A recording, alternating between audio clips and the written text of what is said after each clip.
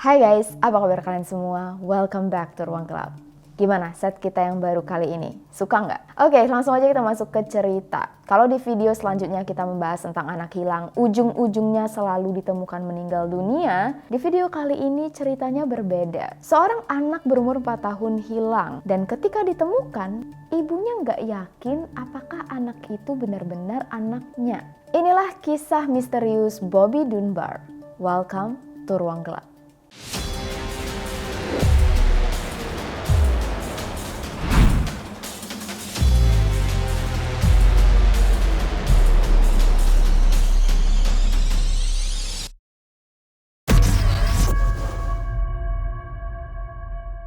Robert Clarence Bobby Dunbar adalah anak pertama dari pasangan Leslie dan Percy Dunbar. Selain Bobby, pasangan ini juga punya anak kedua, laki-laki juga yang bernama Alonso. Jadi Bobby anak pertama, Alonso anak kedua.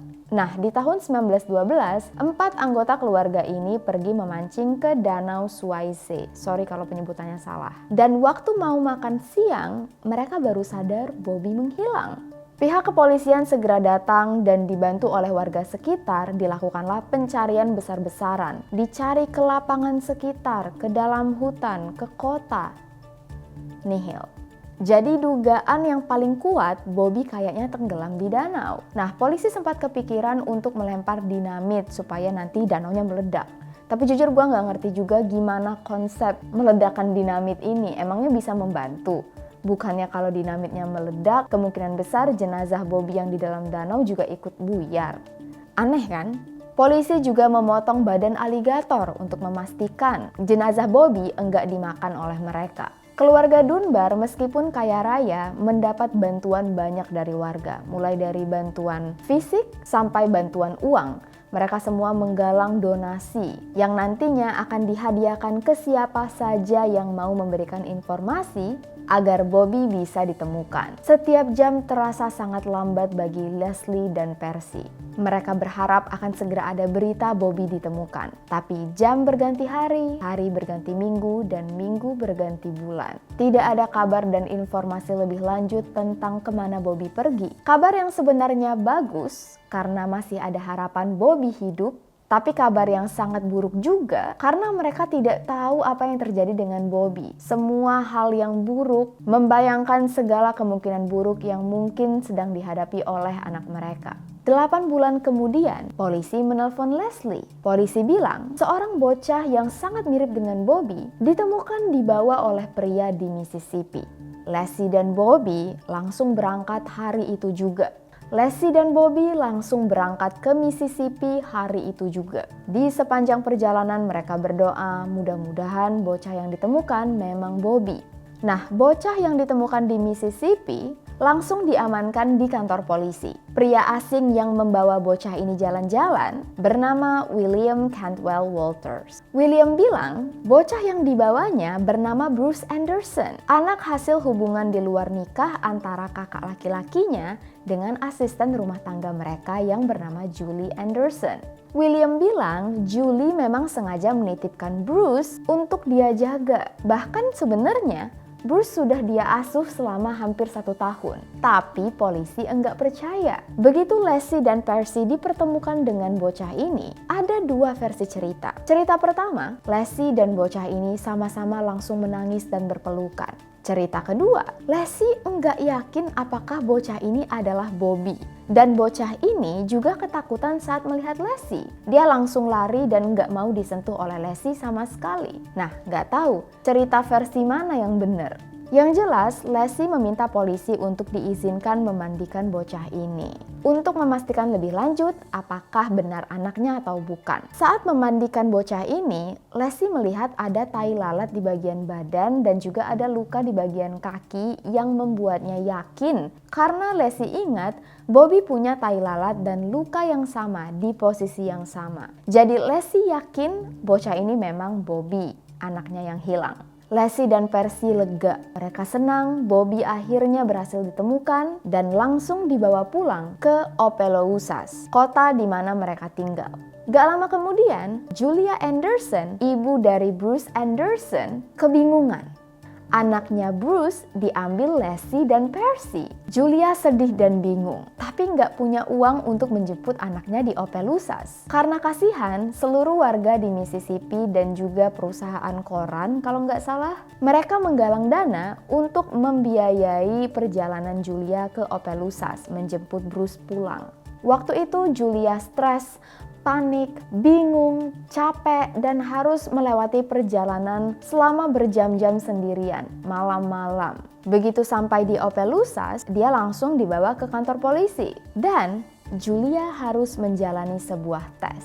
Polisi sudah menyiapkan 5 anak laki-laki, termasuk Bobby, yang semuanya mirip-mirip.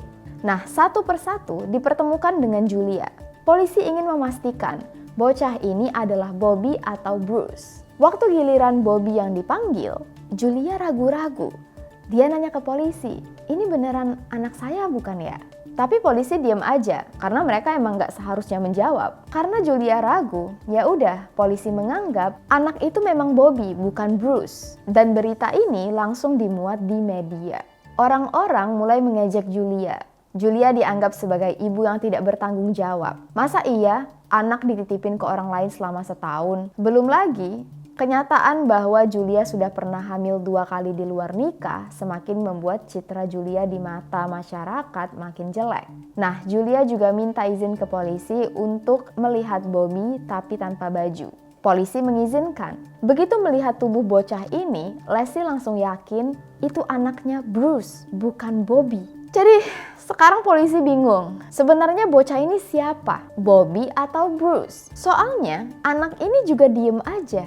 Dia juga kelihatan bingung, mamanya yang mana? Dia gak kelihatan mengenal Leslie, tapi juga gak kelihatan mengenal Julia. Andai aja dulu sudah ada tes DNA, kebingungan ini gak bakal terjadi.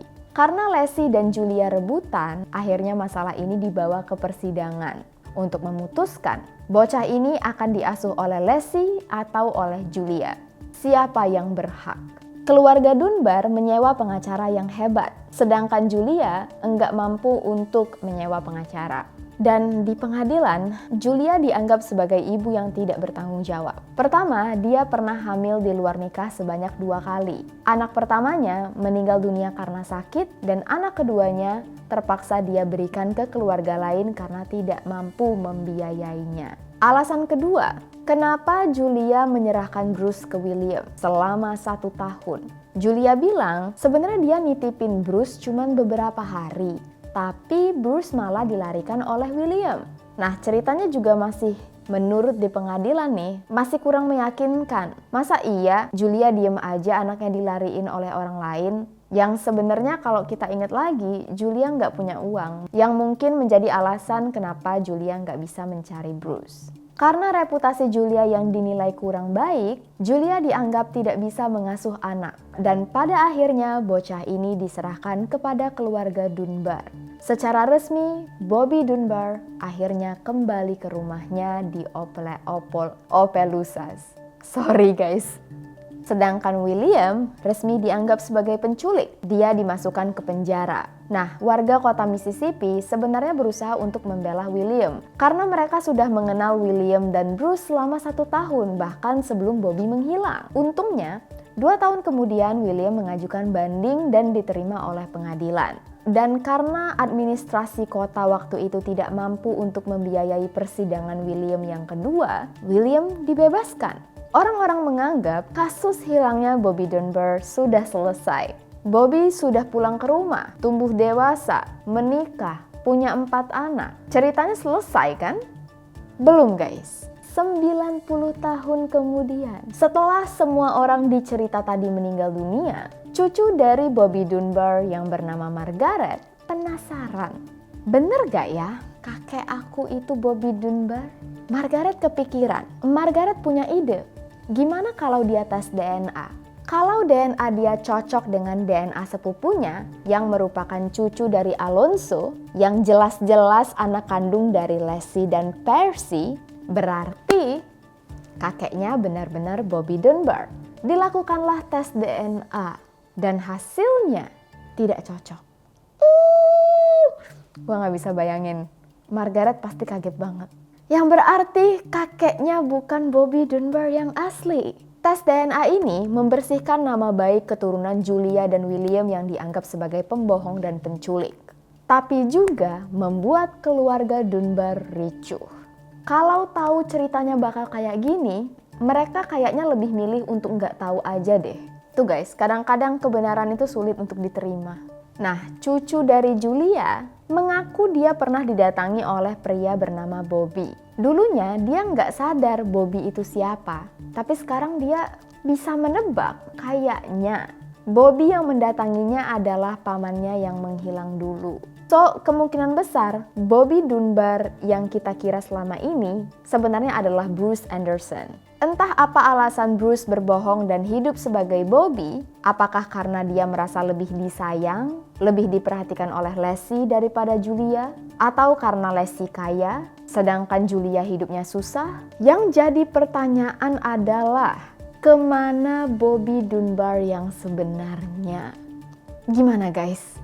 Apakah menurut kalian Bobby sudah meninggal, tercebur di danau, dimakan aligator, atau mungkin diculik oleh orang lain dan sudah tinggal di tempat lain? Tulis pendapat kalian di kolom komentar bawah. Kalau kalian suka dengan video ini, jangan lupa untuk like, subscribe, dan juga nyalakan loncengnya. Follow kita juga di Instagram dan juga TikTok gue di sini. Atau kalau kalian mau request kasus, silahkan tulis di kolom komentar dan kirim email kalian ke misteriruanggelap@gmail.com. Lebih dan kurang gue mohon maaf dan thank you so much untuk kalian yang sudah dukung Ruang Gelap, yang sudah sering komen, yang nggak sering komen juga thank you banget. Dan kalau kalian baru di channel ini, hi, welcome to the club. Pantengin terus video-video terbaru kita and I'll see you guys very soon. Please take care, stay safe, and stay alive. Kemana Bobby Dunbar?